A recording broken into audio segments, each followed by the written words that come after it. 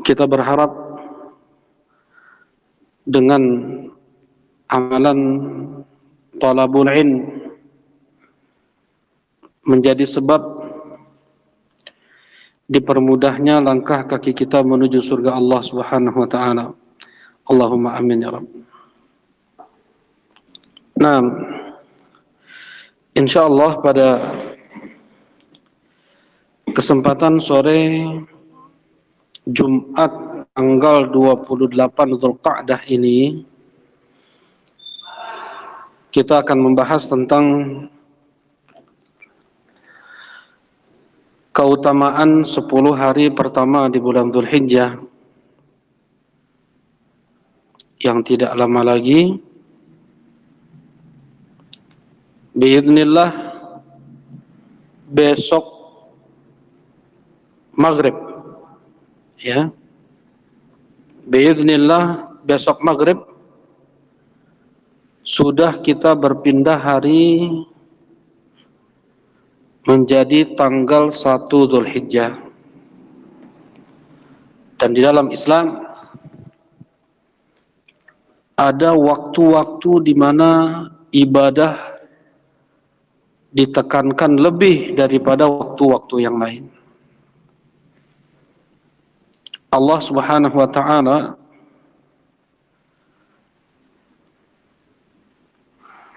dengan kehendaknya memilih dari sekian banyak tanah di buminya. Allah Subhanahu wa taala memilih Makkah, Madinah, Masjidil Aqsa dan tanah sekitarnya berberkah, yang berkahnya tidak ada di negeri-negeri lain. Allah Subhanahu wa taala memilih dari seluruh putra-putra Adam siapa di antara mereka yang menjadi nabi. Allah pilih 124.000 nabi. Dari 124.000 nabi tersebut Allah pilih hanya 315 di antara mereka saja yang menjadi rasul. Dari 315 rasul Allah pilih hanya 5 saja yang menjadi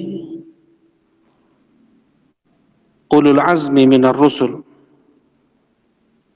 Dari 5 ulul azmi minar rusul, Allah Subhanahu wa taala memilih hanya 2 yang menjadi Khalilur Rahman, 2 kekasih Allah Subhanahu wa taala, Nabi Ibrahim dan Nabi Muhammad sallallahu alaihi wasallam. Dari 2 kekasih Allah Subhanahu wa taala, Allah memilih Sayyidun Nas, pemimpin seluruh manusia nanti di hari kiamat, hanya 1. Imam para nabi dan rasul,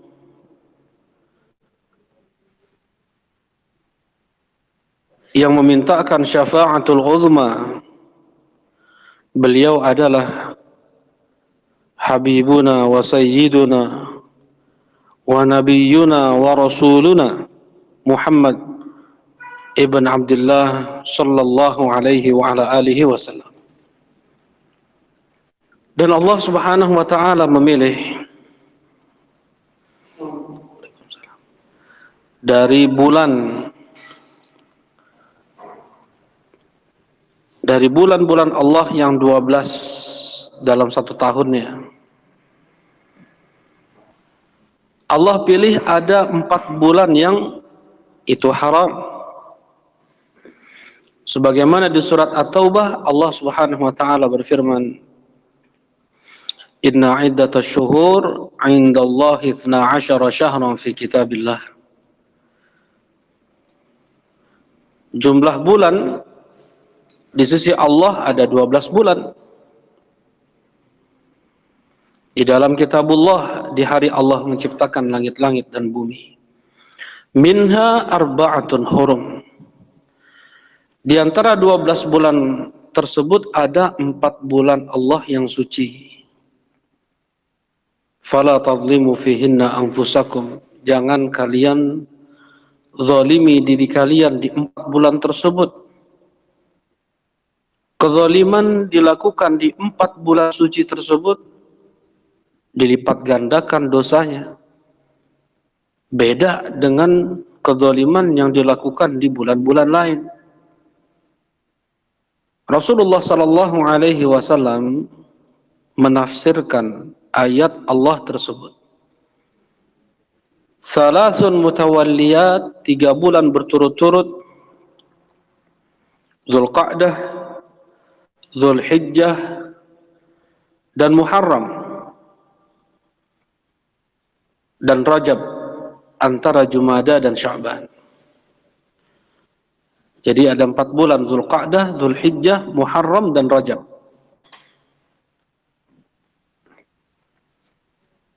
Kemudian dari 360 hari sepanjang tahun, Allah Subhanahu wa ta'ala memilih ada 10 hari terbaiknya, yaitu 10 hari pertama di bulan Dzulhijjah. 10 hari pertama di bulan Dzulhijjah yang insyaallah kita akan memasukinya besok maghrib. Rasulullah sallallahu alaihi wasallam bersabda, "Ma min ayyam al-'amalu shalih fiha ahabbu ila Allah min hadhihi al-ayyam al-'ashr." Tidaklah hari-hari di mana seorang hamba dia beramal saleh paling dicintai oleh Allah Subhanahu wa taala lebih daripada 10 hari pertama di bulan Dzulhijjah. Tidak ada. Tidak ada amalan yang lebih afdal dikerjakan lebih daripada amalan yang dikerjakan di 10 hari pertama di bulan Dzulhijjah. Qalu walal jihad ya Rasulullah. Para sahabat bertanya, sekalipun jihad ya Rasulullah, kalah pahalanya dibanding seseorang yang dia beramal dengan amalan apapun di 10 hari pertama di bulan Dzulhijjah tersebut, seperti berzikir, membaca Quran, salat duha. Lebih tinggi pahalanya daripada jihad fisabilillah ya Rasulullah. Naam. Iya. Daripada seorang mujahid yang dia berperang dengan ikhlas di jalan Allah Subhanahu wa taala, kecuali seorang mujahid yang dia keluar dengan jiwa dan hartanya dan tidak kembali kepada keluarganya satupun. Syahid dia di medan perang, hartanya habis dipakai di jalan Allah Subhanahu wa taala untuk perang.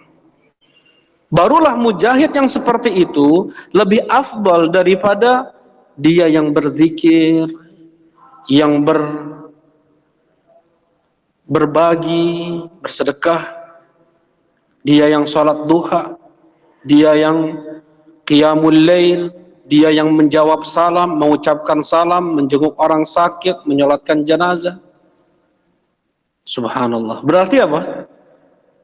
Mutlak amalan apapun, amalan sunnah sekalipun, pahalanya melampaui seseorang yang dia pergi berjihad di jalan Allah, yang masih kembali kepada keluarganya mujahid tersebut. Masih lebih besar lagi pahalanya orang yang menjawab salam, mengucapkan salam, mengucapkan subhanallah, alhamdulillah, Allahu akbar di 10 hari pertama di bulan Dzulhijjah daripada seorang mujahid yang dia masih juga kembali kepada keluarganya selamat. Tetapi untuk mujahid yang gugur di medan perang, dengan dia habiskan seluruh hartanya dalam peperangan tersebut, mujahid yang demikian masih lebih besar pahalanya. Ini subhanallah, Allah subhanahu wa ta'ala betul-betul membuka selebar-lebarnya pintu-pintu keselamatan, pintu-pintu amal, subulus salam untuk kaum muslimin. Bagaimana mereka agar mudah untuk beramal, bagaimana kaum muslimin agar mudah untuk beramal di 10 hari pertama di bulan Dzulhijjah. Kata Rasulullah sallallahu alaihi wasallam, fa'akthiru, maka perbanyaklah oleh kalian minat tahlili wat tahmidi wat takbir, mengucapkan zikir la ilaha illallah, perbanyaklah mengucapkan zikir Allahu akbar, alhamdulillah. Nah, dan kita harus bisa memanfaatkan sebaik mungkin waktu yang Allah berikan tersebut. Sebaik mungkin Allah subhanahu wa ta'ala, atau sebaik mungkin kita manfaatkan waktu yang Allah subhanahu wa ta'ala berikan kepada kita. Ketika kita diberikan kesehatan, kekuatan, waktu untuk bisa beramal di 10 hari pertama di bulan Dzulhijjah ini. Siapa yang dia mempunyai kesungguhan, maka akan Allah permudah. Walladzina jahadu fina lanahdiyannahum subulana. Mereka yang bersungguh-sungguh mencari jalan kami, kami akan beri petunjuk. Ya, kami akan tuntun dia untuk berjalan pada jalan kami. Itu kata Allah subhanahu wa ta'ala. Karena itu, insya Allah pada sore hari ini kita akan membahas amalan-amalan apa saja yang itu hendaknya kita lakukan di 10 hari pertama di bulan Dzulhijjah. Yang pertama adalah memperkuat at-tauhid. Karena at-tauhid adalah amalan terbesar di dalam Islam. Kekuatan iman, kekuatan cinta, takut, tawakal kepada Allah subhanahu wa ta'ala adalah amalan terbaik di dalam Islam. Abu Bakar radhiyallahu ta'ala anhu, beliau menjadi sahabat yang paling afdal bukan karena banyaknya sholat yang beliau kerjakan, bukan karena banyaknya puasa yang beliau kerjakan, tidak, tetapi karena sesuatu yang ada pada hati Abu Bakar. Karena kekuatan iman Abu Bakar As-Siddiq radhiyallahu ta'ala anhu, kekuatan cinta beliau, takut beliau kepada Allah, yang itu di atas para sahabat yang lain. Jangankan Abu Bakar As-Siddiq radhiyallahu ta'ala anhu, Abdurrahman ibn Auf, tingkatan beliau, tingkatan takwa hati beliau dengan para sahabat yang lain. Ketika ada salah seorang sahabat yang mencela Abdurrahman ibn Auf, kata Rasulullah SAW, la tasubu ashabi, jangan engkau cela sahabatku, maksudnya Abdurrahman ibn Auf, engkau jangan cela engkau jangan cela Abdurrahman ibn Auf. Andaikan engkau, wahai sahabat, ini Rasulullah berbicara ke sahabat nih, yang masuk Islamnya kemudian. Andaikan engkau memiliki sebesar gunung Uhud emas, kemudian engkau sedekahkan di jalan Allah, dibikin masjid, dibikin pesantren, dibikin rumah sakit, untuk membantu anak yatim, orang miskin, para du'afa, pahala yang engkau dapatkan, kata Rasulullah SAW, tidak lebih daripada Abdurrahman ibn Auf bersedekah dengan segenggam atau setengah genggam emas Itu tingkatan Abdurrahman ibn Auf dengan sahabat ini berjuta kali lipat. Gunung Uhud, berapa juta genggam pasir, berapa juta genggam tanah. Seperti itu kekuatan hati mereka. Jadi sempurnakan tauhid.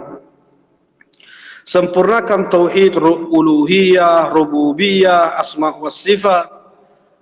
Tentunya dengan dia belajar akidah, dengan dia membaca Al-Quran, dengan dia membaca hadis-hadis Nabi, yang dengan itulah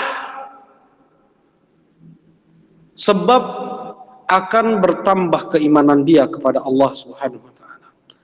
Akan sempurna iman dia kepada Allah Subhanahu wa taala.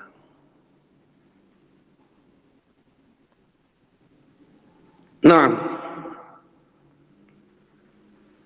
jadi yang pertama adalah dengan menyempurnakan tauhid, amalan yaitu menyempurnakan tauhid. Karena tanpa tauhid atau kurangnya tauhid itu akan mempengaruhi amal. Kurangnya tauhid akan mempengaruhi amal.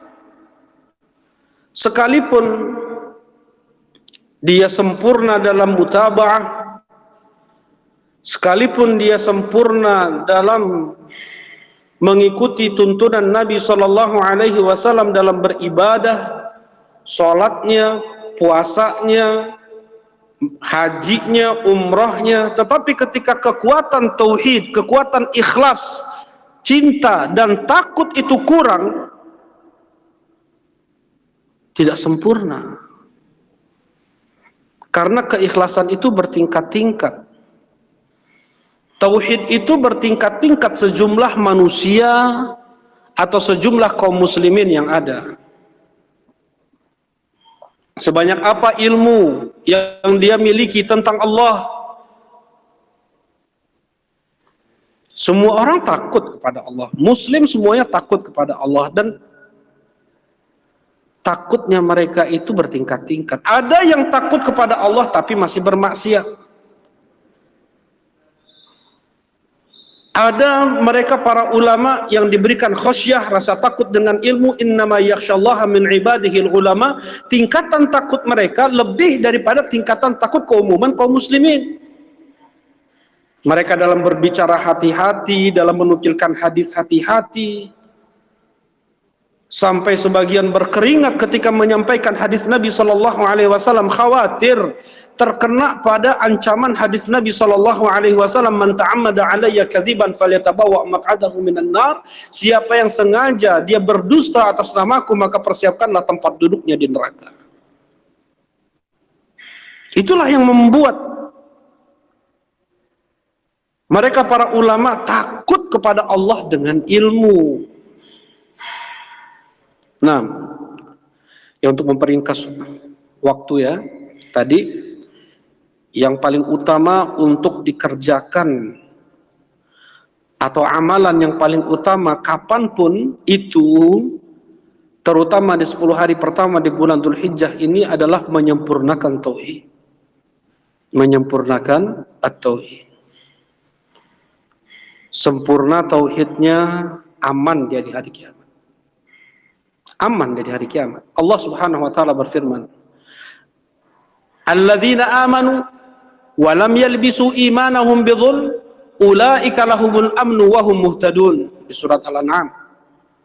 Mereka yang beriman dan tidak tercampuri keimanan mereka dengan kezaliman, maka mereka mendapatkan keamanan di hari kiamat dan mereka mendapatkan petunjuk.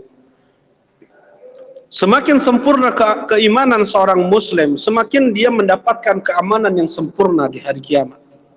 Dalam hisab, dalam mizan, dalam melewati sirat, sampai dia masuk ke dalam surga Allah Subhanahu wa taala. Nah, ini yang pertama. Kemudian yang kedua, amalan yang kedua untuk menunjang amalan-amalan lain yang akan dikerjakan di 10 hari pertama di bulan Dzulhijjah adalah at-taubah wal istighfar. Bertobat dan beristighfar. Ketika seseorang masih berlumuran dosa, ketika seseorang masih dia bergelimang dengan kezalimannya, masih dia dalam maksiatnya, maka akan dipersulit pastinya oleh Allah Subhanahu wa taala dia untuk beramal. Dan satu-satunya untuk puncak untuk dapat tergugurkan dosa adalah dengan dia bertobat dan beristighfar kepada Allah. Dia bertobat, dia bersungguh-sungguh kepada Allah Subhanahu wa taala untuk tidak mengulangi lagi perbuatan tersebut. Dia menyesali dia telah melakukan maksiat itu, dan dia tidak mengulangi maksiat yang dia lakukan. Yang membawa dia seperti itu adalah karena takutnya dia kepada Allah, ikhlas dia karena Allah, dia bertobat kepada Allah Subhanahu wa taala. Dia bertobat, dia ucapkan istighfar, astagfirullah, dia memohon, dia memelas ampunan Allah Subhanahu wa taala. Yang ketika seseorang sudah bersih dari dosa, maka taufik hidayah Allah Subhanahu wa taala akan selalu menyertai dia. Mudah dia untuk beramal, untuk berbicara yang baik, untuk melakukan perbuatan-perbuatan baik, akan mudah dituntun oleh Allah Subhanahu wa taala. Beda dengan seorang pendosa. Beda dengan seorang yang dia bergelimang dengan dosa. Ada saja halangan untuk mendengar kebaikan saja tidak mau. Andaikan diperdengarkan kebaikan, hatinya menolak. Ketika dipaksa untuk beramal, penuh dengan kebencian, penuh dengan penentangan dalam hatinya, bahkan muncul kemunafikan dalam hatinya. Wa idza qamu ila sholati qamu kusala. Kalau andaikan mereka salat, malas. Wala yadhkurunallaha illa qalila, dan tidak berzikir kecuali sedikit. Wala yunfiquna illa wahum karihun, dan tidaklah mereka bersedekah kecuali terpaksa. Dosa yang membuat seperti itu. Nah, jadi banyak beristighfar, banyak bertobat, agar seseorang dipermudahkan untuk beramal di 10 hari pertama di bulan Dzulhijjah. Kemudian dari sekian banyak amalan-amalan yang datang dari Nabi Shallallahu Alaihi Wasallam, seorang Muslim dia harus cerdas dan cerdik untuk memanfaatkan 10 hari pertama di bulan Dzulhijjah yang detik demi detiknya itu lebih afdal daripada 10 malam terakhir di bulan Ramadan. Amalan terbaik yang dilakukan oleh seorang Muslim adalah apa yang Allah wajibkan kepada mereka. Allah Subhanahu wa taala berfirman dalam hadis kursinya, "Wa ma taqarraba ilayya 'abdi bi syai' ahabbu ilayya mimma aftaratuhu 'alaihi," dan tidaklah seorang hamba dia mendekatkan dirinya kepadaku dengan amalan-amalannya, dan yang paling aku cintai darinya dan sekian banyak amalan-amalan seorang hamba adalah apa yang aku wajibkan kepadanya. Amalan yang paling dicintai oleh Allah, yang paling afdal di sisi Allah adalah amalan-amalan wajib. Amalan-amalan wajib. Salat 5 waktu, salat subuh, zuhur, asar, maghrib, isya, itu pahalanya jauh melampaui sekian banyak salat-salat sunnah. 2 rakaat subuh tidak bisa digantikan dengan seumur hidup dia melakukan qiyamul lail atau salat duha atau salat rawatib. Saya mah enggak salat subuh 2 rakaat hari ini, nanti saya ganti dengan 10 rakaat duha selama hidup saya. Enggak bisa digantikan.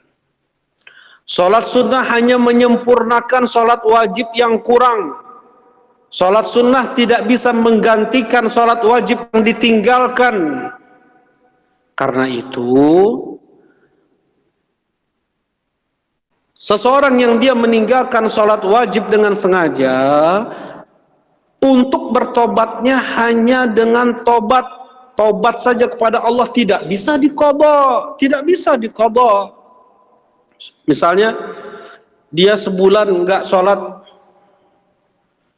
fardu dengan sengaja, tidak bisa dia mengqadha sholat fardu yang dia tinggalkan dengan sengaja tersebut. 5 kali sholat kali 30, berarti ada 150 kali sholat. Dia qadha 150 kali sholat, subuh, zuhur, asar, maghrib, isya, seperti itu nggak bisa. Tidak ada dalilnya datang dari Nabi SAW. Tidak ada itu dilakukan oleh para khulafa ar-rasyidin kepada orang-orang yang bertobat demikian. Nggak ada perintah dari mereka, hanya tobat nasuha kepada Allah, itu yang dapat menggugurkan dosa-dosa dia.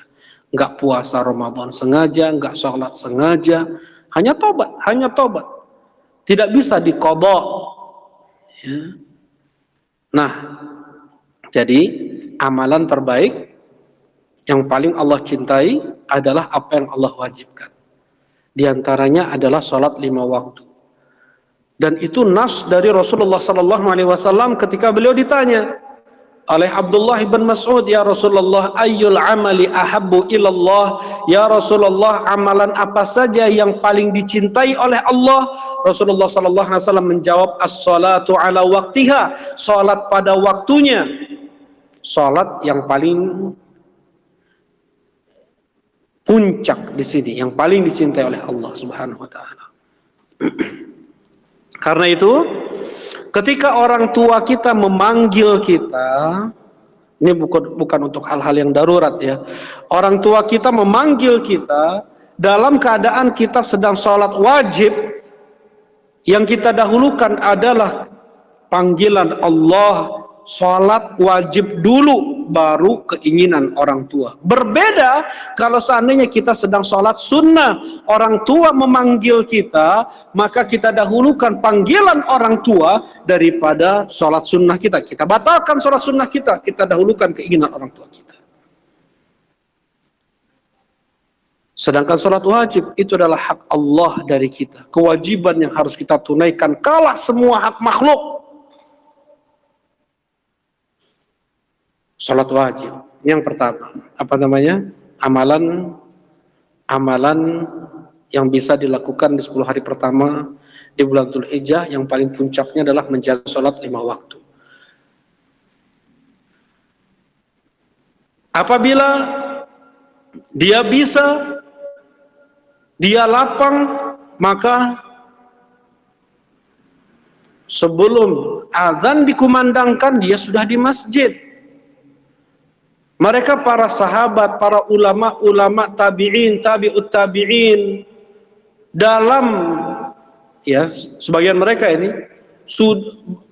dalam 40 tahun terakhir belum pernah aku mendengar suara azan kecuali sudah dalam keadaan berwudu. Subhanallah. Dalam 60 tahun terakhir ini, berarti di saat umur dia 20 tahunan atau 15 tahunan, dalam waktu 60 tahun terakhir ini belum pernah aku mendengar azan kecuali dalam keadaan berwudu. Dia sudah bersiap-siap untuk sholat, karena sholat adalah ibadah yang dirindu, ibadah yang dinanti, yang ditunggu-tunggu oleh orang soleh. Ada sebagian para ulama ketika mengerjakan sesuatu, terdengar olehnya suara azan, tinggal 1 paku lagi, tinggal 1 palu lagi, bukan 1 paku lagi, tinggal 1 palu lagi, selesai pekerjaan dia tinggalkan, dia lebih dahulukan hayya 'alas shalah, panggilan Allah Subhanahu wa taala, daripada urusan makhluk ini. Mendahulukan keinginan Allah daripada keinginan makhluk. Salat, ya. Kemudian amalan-amalan wajib yang lainnya. Amalan-amalan wajib yang lainnya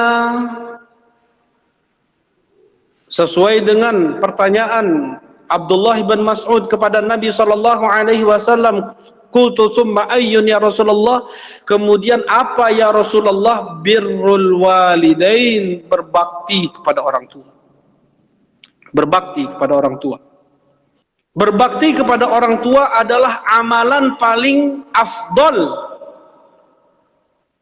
setelah tauhid, setelah hak Allah ditunaikan. Karena itu Allah Subhanahu wa taala selalu menggandengkan at-tauhid dan birrul walidain. Wa qada rabbuka alla ta'budu illa iyyahu wa bil walidaini ihsana. Dan Allah menetapkan jangan kalian beribadah kecuali hanya kepadanya, dan kepada kedua orang tua kalian berbuat baiklah, berbaktilah kalian kepada orang tua, apapun keadaan orang tua. Di surat Luqman Allah Subhanahu wa taala mengatakan, wa in jahadaka ala an tusyrika bima laysa laka bihi ilmu fala tuti'huma wa sahibuhuma fid dunya ma'rufa. Sejahat-jahat orang tua adalah yang menyuruh anaknya untuk syirik, untuk menyekutukan Allah. Tetapi apa kata Allah di dalam Al-Quran? Jangan kalian taati orang tua kalian atas perintah mereka untuk syirik, tetapi tetap kalian berbaktilah kepada orang tua kalian. Pergaulilah orang tua kalian dengan baik, itu kata Allah Subhanahu wa taala. Untuk kemungkaran jangan taati, tetapi tetap berbakti kepada orang tua. Seperti itu Islam.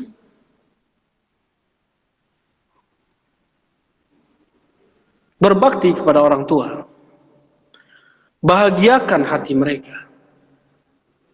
Senangkan hati mereka.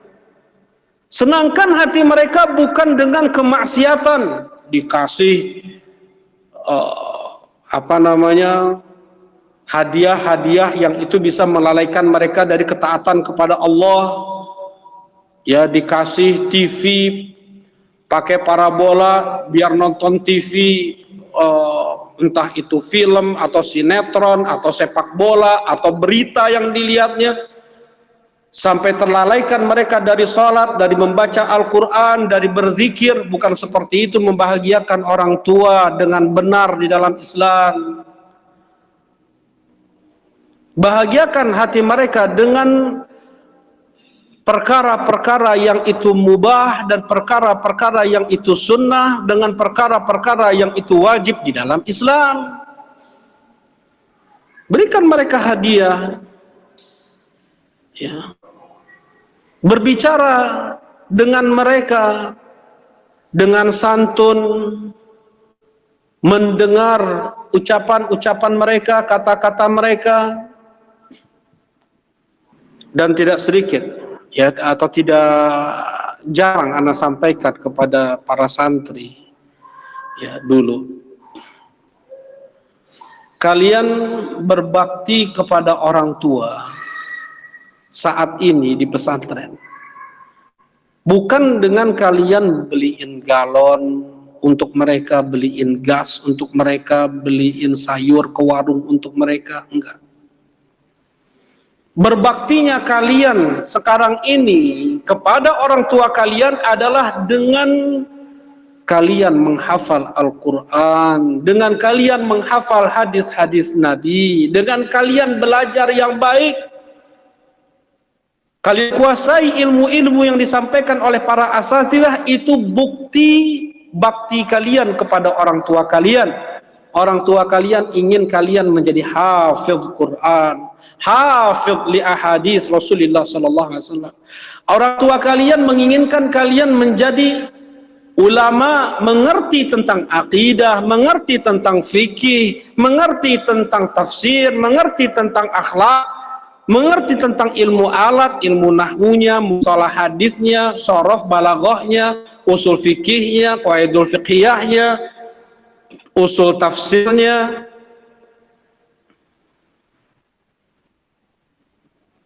yang kesempatan mereka untuk belajar tersebut susah mereka dapatkan. Beda dengan anak-anak mereka. Mereka ingin jangan sampai orang seperti orang tua mereka.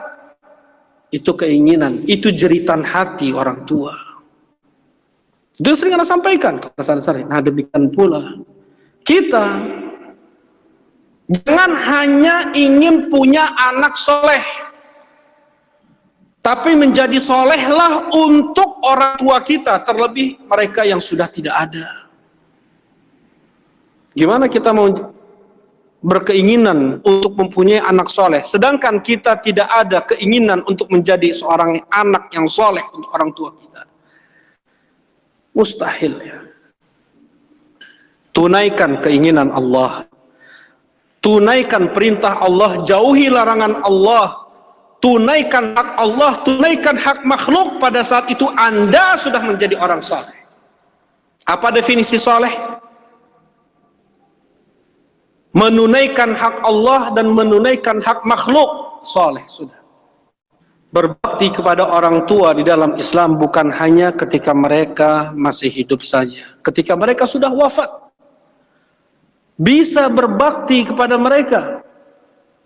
Ketika mereka sudah wafat, seorang anak dia selalu mendoakan orang tuanya agar Allah mengampuni dosa-dosanya, agar Allah memberikan rahmat dan kasih sayangnya, agar Allah Subhanahu wa ta'ala melapangkan kuburnya, menyinari kuburnya, agar dijauhkan dari azab neraka, agar dijauhkan dari azab kubur, agar selalu ditemani dengan sosok yang baik rupa sampai hari kiamat. Itu doa anak yang soleh untuk orang tuanya yang sudah tiada. Yang kedua, bersedekah atas nama mereka. Ya Rasulullah, ibuku wafat. Kalau seandainya beliau hidup, beliau akan bersedekah. Apakah sampai sedekah yang aku niatkan atas niatan ibuku sah? Sampai, kata Nabi SAW. Sedekahlah. Bagi-bagi makanan atas niatan ibu yang sudah wafat, ayah yang sudah wafat. Wakafkan sebagian harta kita untuk pembangunan masjid, pembangunan madrasah, pembangunan yang itu wakaf digunakan oleh kaum muslimin atas niatan ibu kita yang sudah wafat, atas niatan ayah kita yang sudah wafat. Itulah sedekah jariah. Yang ketiga, umrohkan, hajikan mereka. Yang keempat, berbuat baiklah kepada tetangga mereka, kepada kerabat mereka, kepada keluarga mereka, saudara-saudara mereka. Birrul walidain, berbakti kepada orang tua. Nah, ini yang kedua. Ya. Yang berikutnya adalah menunaikan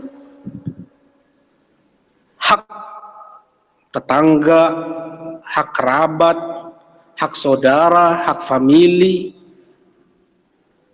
hak keluarga. Khairukum li ahli. Sebaik-baik kalian adalah yang paling baik untuk keluarganya. Dia berlaku baik kepada istrinya, kepada anaknya. Dia berlaku baik kepada orang tuanya, kepada saudara-saudaranya, kepada sepupunya, kepada pamannya. Silaturahim. Hukumnya wajib, ini wajib. Menjaga hak tetangga, hukumnya wajib. Jangan sampai tetangga kita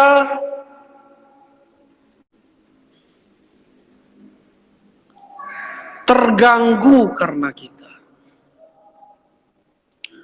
Rasulullah sallallahu alaihi wasallam bersabda, la yadkhulul jannata man la ya'man jaruhu bawa'iqah. Tidak akan masuk surga seseorang yang tetangganya tidak merasa aman dari jahatannya.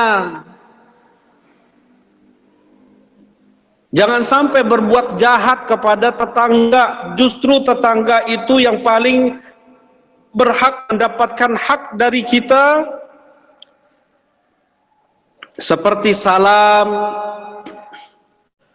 saling berbagi hadiah, sekalipun tetangga tersebut kafir, seperti itu di dalam Islam. La yazalu Jibril yusini bil jar hatta dhanantu annahu sayuwarrithu. Terus Jibril mengingatkanku untuk berbuat baik kepada tetangga sampai aku mengira tetangga pun dapat warisan juga. Saking wajibnya kita untuk berbuat baik kepada tetangga seperti itu di dalam Islam. Terus diwasiatkan oleh Jibril berbuat baik kepada tetangga, sabar terhadap tetangga, berbuat baiklah kepada tetangga, berikan apa yang kau bisa dari kebaikan kepada tetangga, entah lisanmu yang baik atau sedekah yang kau berikan. Ittaqun nar walau bisyikki tamrah wa illam yajid fa bi kalimatin thayyibah. Jauhilah oleh kalian api neraka walaupun dengan setengah butir kurma, atau kalau kalian tidak dapat maka dengan tutur kata yang baik, kata Nabi SAW. Nah, yang berikutnya dari amalan-amalan yang seharusnya kita jaga di 10 hari pertama di bulan Dzulhijjah adalah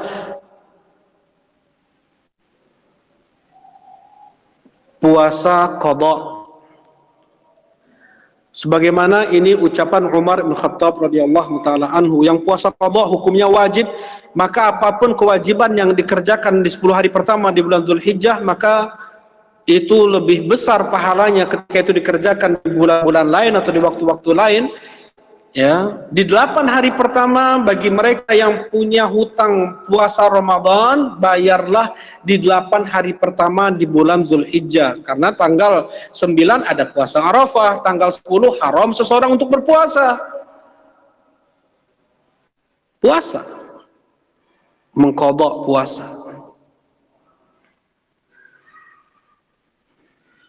Nah, kemudian amalan yang berikutnya,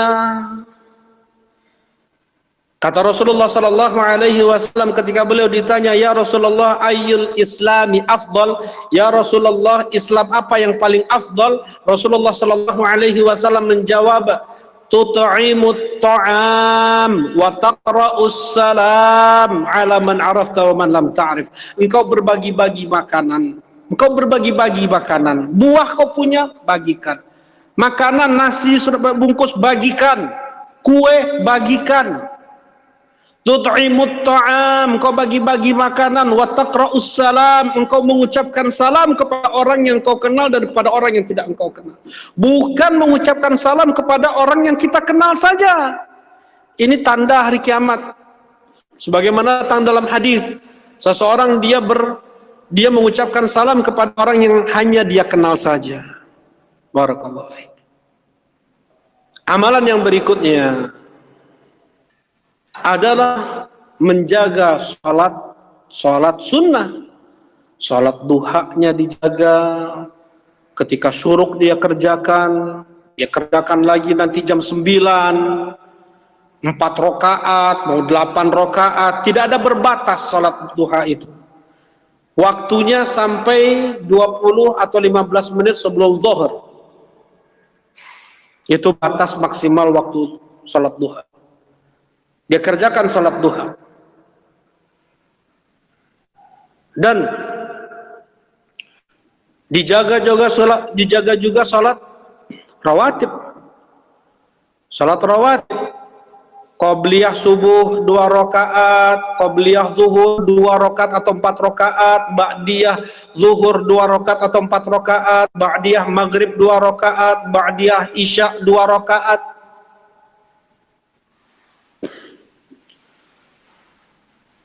Dan yang paling afdolnya dari salat-salat sunnah adalah qiyamul lail, adalah salat tahajud. 11 rakaat dia kerjakan, atau mau 13 rakaat silahkan. Andaikan mepet ke subuh 7 rakaat atau 5 rakaat atau 3 rakaat, Apabila khawatir masuk waktu subuh, maka 1 rakaat. Kata Rasulullah sallallahu alaihi wasallam, afdalus shalah ba'dal maktubah qiyamul lail. Seutama-utama salat setelah salat 5 waktu adalah qiyamul lail, salat tahajud. Lebih afdal daripada 2 rakaat fajar yang kata Rasulullah sallallahu alaihi wasallam lebih baik daripada dunia dan seisinya. Yang menjaga sholat rawatib akan Allah bangunkan rumah di surga. Yang menjaga 4 rakaat doa akan Allah cukupkan kebutuhannya hari itu. Dan Allah akan jaga dia. Ini untuk sholat sunnah. Kemudian dia menjaga zikir, jangan sampai lidahnya kering dari berzikir kepada Allah. La yazalu lisanuka ratban min dzikrillah.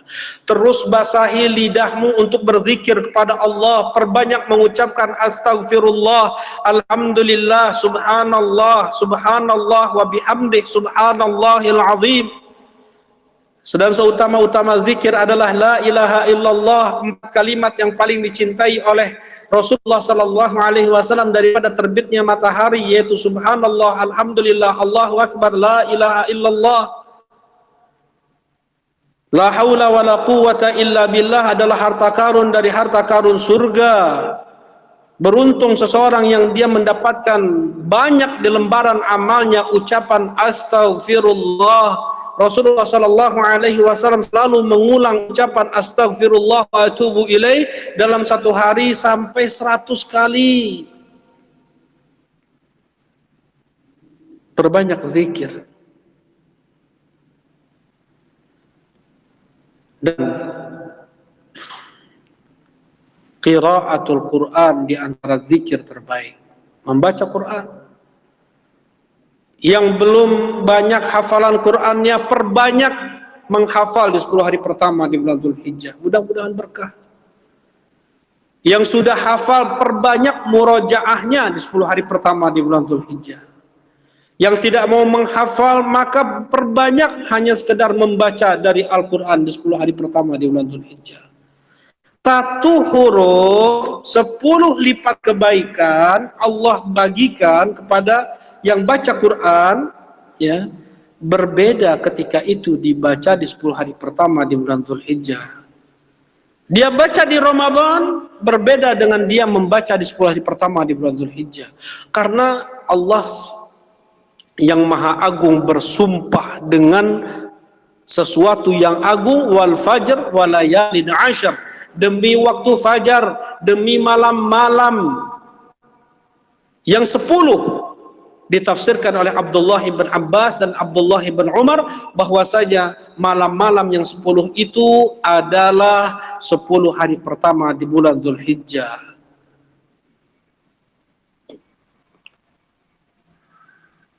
Allah bersumpah dengan 10 hari pertama di bulan Dzulhijjah. Bayangkan. Saking agungnya 10 hari pertama di bulan Dzulhijjah tersebut.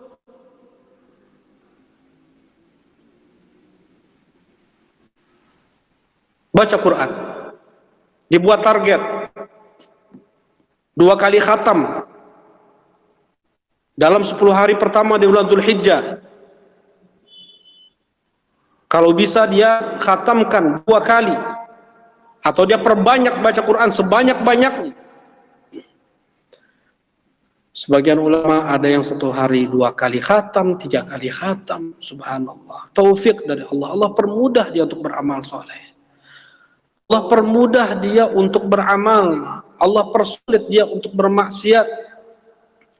Dimudahkan urusan yang nggak ada urusan beli bawang, nggak ada urusan angkat jemuran, nggak ada, subhanallah. Dipermudah urusannya. Ya. Nah, kemudian sebelumnya ya, untuk besok bagi yang mau berkurban nanti tanggal 10 Dzulhijjah, maka besok sebelum maghrib adalah waktu terakhir dia cukur kumis, potong kuku, cukur rambut, hanya kepala keluarganya saja. Kalau seandainya dia meniatkan 1 ekor kambing yang dia sembelihkan itu untuk dia dan keluarganya, hanya kepala keluarganya saja. Keluarganya nggak ada hukum larangan motong kuku, cukur rambut, nggak ada. Anak-anaknya nggak ada. Jadi besok bersih-bersih, karena hukumnya makruh untuk potong kuku, untuk cukur rambut di 10 hari pertama di bulan Dzulhijjah sebelum dia menyembelih hewan kurbannya. Nah, di 10 hari pertama di bulan Dzulhijjah ada hari Arafah. Hari Arafah adalah hari di mana Allah Subhanahu wa taala banyak memerdekakan hamba-hambanya dari neraka. Lebih banyak daripada bulan Ramadan. Hari di mana Allah Subhanahu wa taala paling banyak memerdekakan hamba-hambanya dari api neraka. Dan di saat itulah disunnahkan kita untuk berpuasa tanggal 9 Dzulhijjah di hari Arafah. Yang kata Rasulullah sallallahu alaihi wasallam dapat menggugurkan dosa-dosa 1 tahun sebelum dan 1 tahun setelah. Berharap kita pun termasuk yang dimerdekakan oleh Allah di hari Arafah. Dimerdekakan dari api neraka pada tanggal 9 Dzulhijjah. Mudah-mudahan kita dipilih oleh Allah Subhanahu wa taala. Dengan kita berpuasa, dengan kita meningkatkan ibadah di hari tersebut. Tanggal 9 Dzulhijjah. Di mana pada tanggal 9 Dzulhijjah pada tahun 10 Hijriah yang lalu Allah Subhanahu wa taala sudah menyempurnakan Islam ini. Tidak ada yang perlu lagi ditambah-tambah, dikurang-kurangi. Sampai orang Yahudi saja berkata, "Ya Amirul Mukminin, 1 ayat pada kitab kalian, andaikan turun ayat tersebut untuk kami bangsa Yahudi, kami akan jadikan hari turunnya ayat tersebut sebagai hari raya untuk kami." Ayat apa yang kalian maksud? Kata Umar bin Khattab. Al-yawma akmaltu lakum dinakum wa atmamtu alaikum ni'mati wa raditu lakumul Islam dina. Pada hari ini telah kusempurnakan untuk kalian agama kalian dan telah kusempurnakan nikmatku dan aku telah ridha bahwasanya Islam menjadi agama kalian. Betul-betul kita harus meyakini kesempurnaan Islam. Tidak ada agama yang sesempurna Islam. Urusan cebok saja, istinja saja diatur di dalam Islam. Sebagian orang-orang kafir sana cebok saja tidak. Mereka buang air seenaknya, di mana saja. Islam dalam menyembelih tidak boleh memakai pisau yang terbuat dari tulang, tidak boleh menyembelih dengan kuku. Agama mana yang mengatur sampai alat sembelihan pun diatur dalam Islam? Akhlak kepada orang tua, kepada pemerintah, kepada tetangga, kepada guru, kepada murid, semuanya sempurna Islam mengaturnya.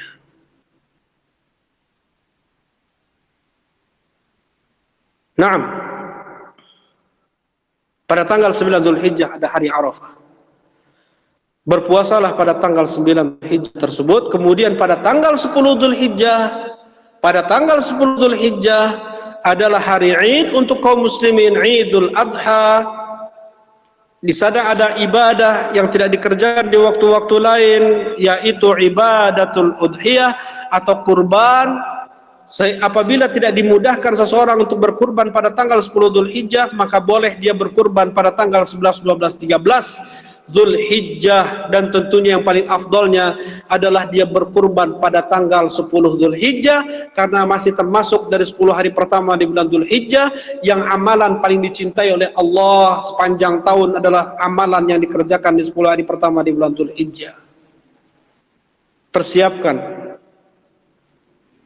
apa yang akan kita lakukan di 10 hari pertama di bulan Dzulhijjah. Mudah-mudahan Allah memberikan kepada kita kesehatan. Mudah-mudahan Allah Subhanahu wa taala memberikan kepada kita kemudahan, taufik, hidayah, untuk beramal dan beramal di 10 hari pertama di bulan Dzulhijjah dan di hari-hari setelahnya sampai kita bertemu Allah Subhanahu wa taala.